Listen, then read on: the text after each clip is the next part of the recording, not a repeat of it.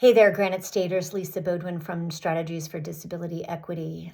This is the first in a series of videos about Medicaid, and we need to send a strong message to decision makers, hands off our Medicaid. Tonight, I'm specifically going to provide two nuggets of really unpleasant news. One is that decision makers in DC right now are targeting $2.3 trillion in Medicaid cuts over the next decade. Let me make that a little bit more concrete for you. That represents about 1/3 of all projected spending for the next decade. Imagine it this way: 1/3 of the current budget that you have or you have for your loved one to provide for their annual support, gone. 1/3 gone if decision makers in DC have their way with cutting $2.3 trillion. Unpleasant nugget number 2. Most people don't realize that the Medicaid Home and Community-Based Service waivers, HCBS waivers, which is where we get our DD funding from, are discretionary, and they are discretionary under the executive branch of the United States government, which I'm just going to refer to as the administration. The administration approves, denies, and shapes the home and community-based service waivers. So if they decide to block grant, they will block grant. If they decide to put per capita cuts, they will put per capita cuts. Because the home and community-based service waiver setting is discretionary, it is not an entitlement enacted by Congress, people who depend on Medicaid waiver funding are at extreme risk. Why do I think this?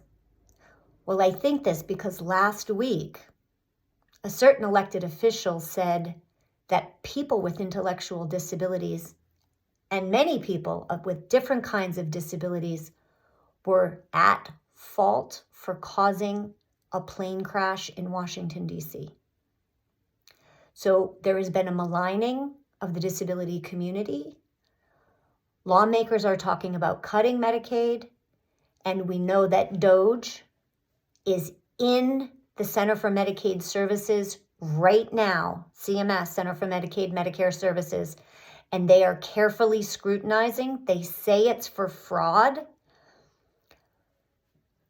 but with the discussions around per capita limits, block grant funding, and significant financial cuts, they are not simply looking for fraud.